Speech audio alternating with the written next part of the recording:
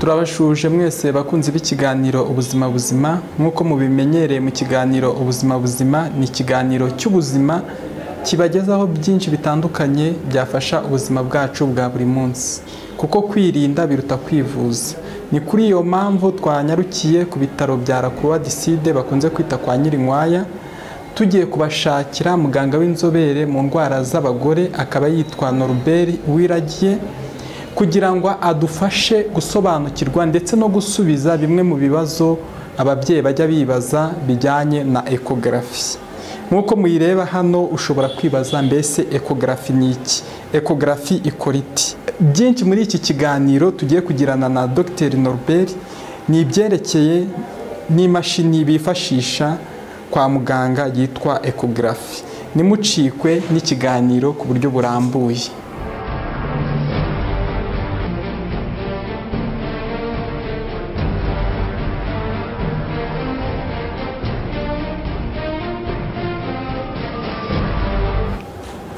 Murakoze kumikaze muri iki kiganiro nkuko watangiye bivuga nitwa Uwiragiye Norbert aba ndi umuganga inzobere mu ndwara z'abagore nkuko rero mwari mubyifuje ko nagira icyo mbasobanura kuri ecography. Ecography ni uburyo ubundi bukoreshwa mu kugira ngo turebe cyangwa se dupime bimwe mu bice by'umubiri. Ubwo ndayivuga ku buryo buri rusange tuyikoresha cyane cyane tugira ngo turebe wenda ibice bimwe na bimwe twifuza kureba umuntu aje kwivuza kugira ngo turebe ko ari bizima cyangwa se haba hari uburwayi bwaba bufite. Muri ubwo burwayi twavuga wenda nk'umuntu ashobora kuza kwivuza ukeka ko ashobora kuba afite ikibyimba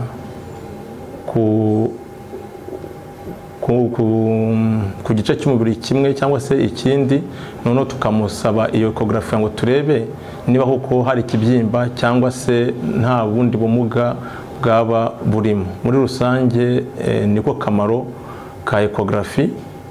Ariko akandi kamaro ka ecography navuga hari nk'igihe ushobora gusanga umuntu afite ikibazo noneho ukaba wanayifashisha kugira ngo ukomeze ukora ibindi bizamini bishobora kugufasha kugira ngo umenye uburwayi umuntu afite.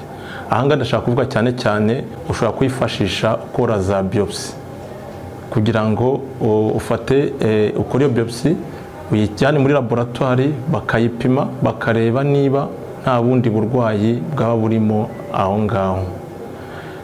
Ibyo navugaga ni ku buryo buri rusange. Tugarutse mu rwego turimo dukoramo rwa gynéco cyangwa se obstetric natwe turayifashisha cyane.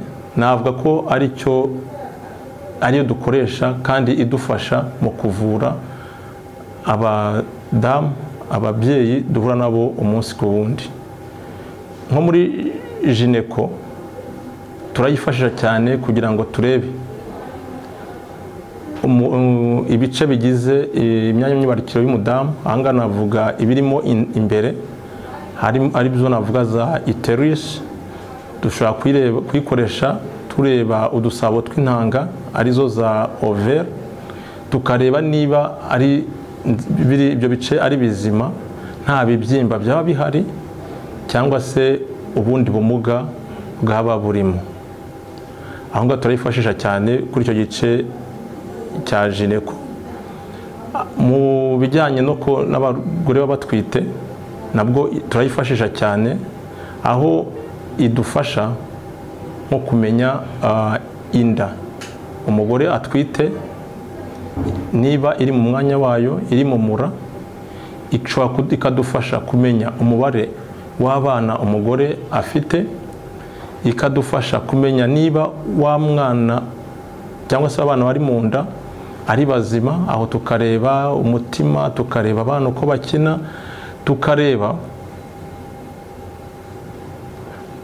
niba nta bumuga ibyo bita malformation bafite, kuko hari malformation ushobora kubona wifashishije ecography. Ikindi tureba dushobora kureba aho ibindi bice by'umugore utwite wenda nko kuvuga ngo za placenta ziherereye hehe, dushobora kureba uko amazi ibyo bita liquide amniotique ingana twifashishije iyo ecography. Nk'uko nigeze kubivuga hejuru, vuga ko hari igihe bishobora no kudufasha gukora ibizamini bimwe na bimwe, nko ku mugore utwite wenda natanga urugero, ushobora gusanga afite amazi menshi arenze igipimo tugenderaho cyangwa se kwifashisha.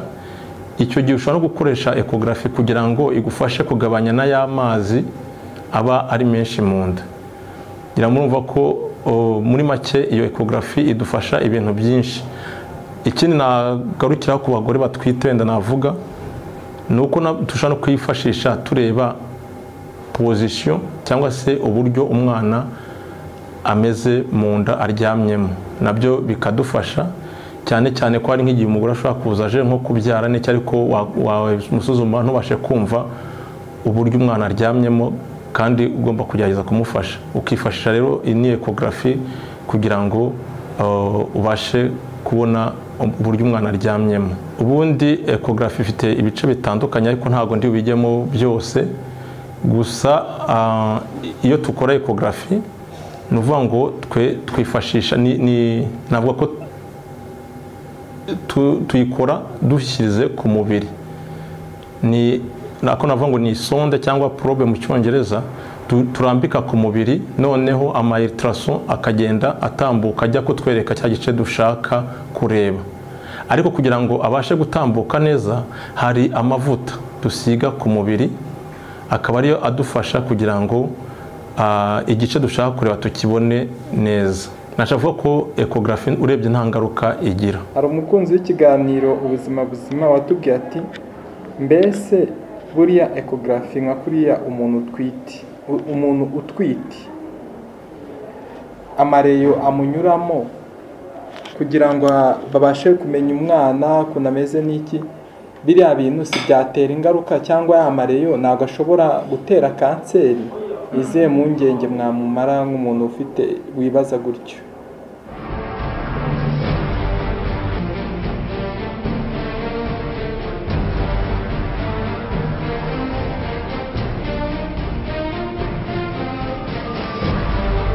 Impungenge nazimumara mubwira yuko ecography ni appareil, ni machine dukoresha yizewe, idafite amareyo ashobora kwangiza cyangwa kumwangiza cyangwa se kwangiza umwana.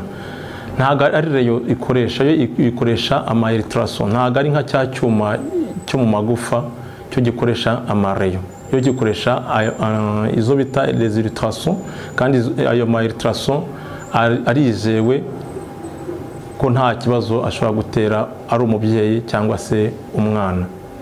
Natwe tuye duhura n'abantu bataza bene ibyo bibazo, bati ko nyuzemo kenshi rwose bahumure nta kibazo. Hari umuntu watubajije aratubwira ati, nagiye gupimisha umwana wanjye kugira ngo amenye igitsina afite.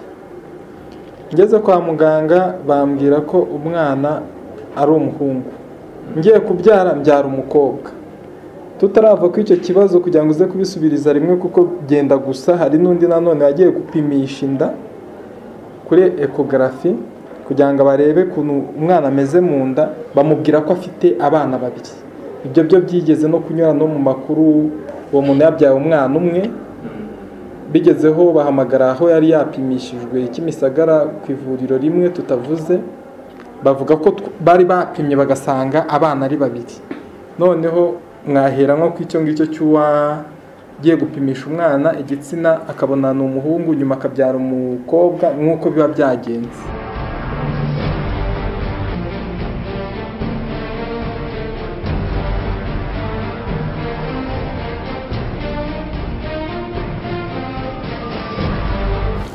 Icyo ahangaha nasubiza ku bijyanye n'uwo babwiye ko yabyara umuhungu akaza kubyara umukobwa, hari ibintu birashoboka.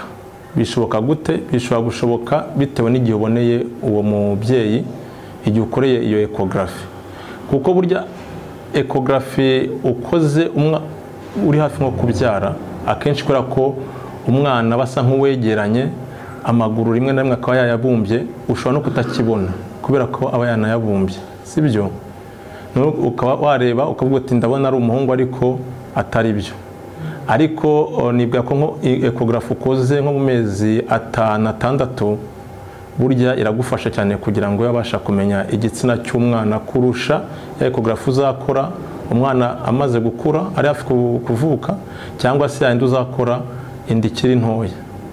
Niyo mpamvu nkanjye nifuza yuko nk'umuntu ukoreye ecographe bwa mbere ukamubwira icyo gitsina, akenshi biba byiza wongeye ukakorera kabiri ku gihe gitandukanye kugira ngo ubashe kwemeza koko igitsina cy'umwana. Naho inshuro imwe biroroshye cyane ko wakwibeshya. Nanone ku bijyanye no kuba umuntu baramupimye agasanga afite abana babiri akaza kubyara umwe, naho icyo nasobanuraho ni iki, ni uko buriya ecographe ikozwe inda ikiri ntoya ari nziza kukubwira amezi 3, wenda turi nk'amezi 3 ya mbere 3-4, ari nziza cyane kugira ngo ikubwire umubare w'abana umubyeyi atwite. Kandi nanone kugira ngo umenye ibintu bya ecographe bisaba kuba ufitemo experience. Niyo mpamvu hari abantu bashobora kwibeshya kubera experience babifitemo, ariko nko nabitangiye nkatwe tubimenyereye cyangwa se tumaze kubigiramo ubunararibonye, ecographe ikozwe ukiri ntoya iragudufasha cyane kumenya umubare w'abana umubyeyi atwite. Igasaba yuko nyine nko nabivuze ko mufite na gahunda umuntu aje ukamukora ecographe ukamukurikirana mugenda mufite uburyo mugenda muhura. Hari situation ishobora kuba wenda ndakubonye inda ikiri ntoya mbonye ko ufite abana babiri, ariko hari igihe gishobora kugera umwana umwe muri babandi babiri agapfa. Iyo apfuye ikiri ntoya birashoboka ko umwe usigaye mu nda akura, none byazagera ku gihe cyo kubyara ukazabyara umwe, kubera ko kakandi kakiri gatoya hari igihe navuga gashobora nko kwishwanyaguza kari mu nda akazabyara umwe. Urumva rero niyo situation irashoboka biterwa n'igihe warebeye ntuza iyo nda ikiri ntoya, birashoboka ko kazagera hagati kagapfa ntigakomeze gukura hagakura umwe, icyo gihe akazabyara umwe, sibyo? Ariko nanone iki navuga nuko kuvuga ngo inda atwita abana babiri inda imaze gukura, hariho umuntu ushobora kwibeshya kumenya umubare wa nyawo w'abana. Ndaho urugero, hari igihe nigeze gukora ecographe bwa mbere, umurwayi bari banyoherereje avuye mu bitaro bya district bavuga ko afite impanga, ariko kugenda umuntu yitonze tuza kuvumbura ko yari afite abana 3. None urumva tujya gusobanura umugore ko tubonye 3 ati reka kandi aho natangira barambwiye 2, none tukagenda ushushanya umugwe ati dore uyu nguyu mubonye ahangaha, ariko biterwa na plan uba wagiye ufata. Iyo ugiye uzitandukanya ushobora kwibeshya ku mubare. Ni urumva ko nabyo bisaba rero unararibonye kugira ngo ubashe gukora ni ecographe. Urakoze cyane dogiteri.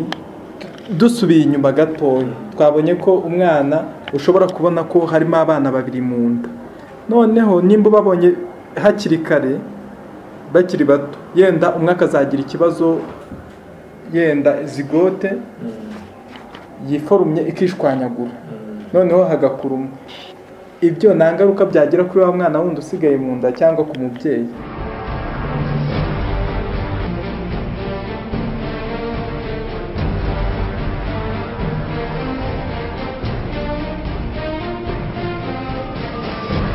Hari igihe bafatanyije placenta cyangwa se ingobyi, hari n'igihe badafatanyije placenta. Iyo badafatanyije placenta biroroshye ko umwana azakura wundi usigaye ntagire ikibazo kibaho, ariko muri cya gihe baba bafatanyije placenta cyangwa ingobyi, hari ikibazo bishobora kugira gute bishobora kuvuka kuri wa wundi usigaye. Niyo mpamvu nyine niyo dukora iyo ecographe tugomba kumenya ese abana bafatanyije bahuje placenta cyangwa ntabwo bahuje placenta, ku buryo bidufasha no kugenda tubakurikirana.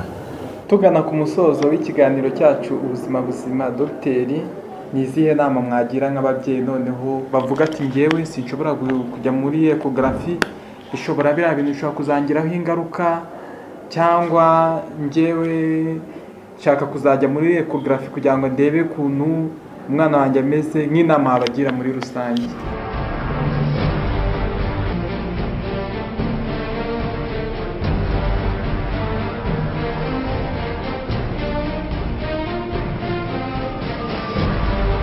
Muri rusange icyo navuga ngendeye no kuri departement nkoramo cyangwa se specialite nakoze, ngiye najya inama abagore yuko bagerageza kwitabira gahunda zo kwisuzumisha. Niba umenye ko wasamye mu mezi 3 ya mbere, kwisuzumisha birakenewe. Iyo ecography irakenewe kugira ngo igaragaze uko aho inda iherereye, kugira ngo igaragaze uko umwana ameze, kugira ngo bigaragaze niba nta kindi kibazo cyaba gihari, ndetse batwereke n'uwo mubare w'abana ufite. Binakunze byaba byiza buri gihembwe umuntu akayakora niyo ecography kugira ngo bakomeze bagende bareba uko umwana akura, imikurire y'umwana, niba nta bindi bibazo, niba amazi ahagije, niba iyo placenta iri mu mwanya, niba umwana akina neza, niba nakura neza. Kuko ari nk'abantu bahura n'ibibazo ugasanga wenda umwana ntagenda akura neza, ariko ecography igatangira kwibona, ikagenda baguhana gahunda bakurikije ibibazo babonye, bakaguha izo rendez-vous kubera ikibazo cyihariye we bagusanzeho.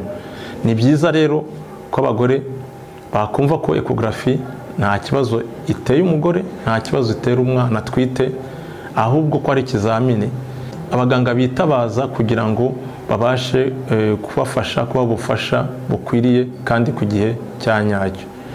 Ngira ngo mu Rwanda twari dufite gahunda yuko za CPN ari enye, umugore abashije kuzubahiriza byaba byiza, akagenda bamukorera n'iyo ecography kugira ngo barebe uko bimeze. Byaba bishobotse bitewe na condition tubonye se situation umugore afite, tukanazongera dukurikije uburwayi afite. Ibyo byose rero umuntu abibona cyangwa se abivumbura ari uko umurwayi yaje kwa muganga. Nkarangiza rero nsoza mbasaba rwose nshishikaza abarwayi kugana kwa muganga kandi bumve yuko ecography nta kibazo yizewe. Murakoze.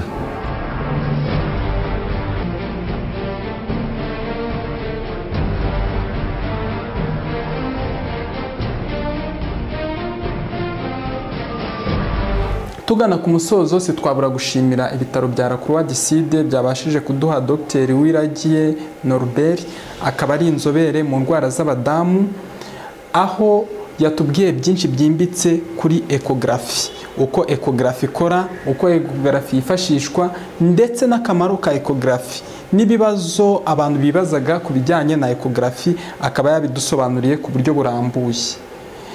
Twabura kubashimira namwe bakunzi b'ikiganiro ubuzima buzima, muri ab'ingenzi kuri twebwe. Ikiganiro ubuzima buzima nakagaruka, ariko icyo twabashishikariza ni ugukurikiza inama mugirwa n'abaganga, kuko kwirinda biruta kwivuza.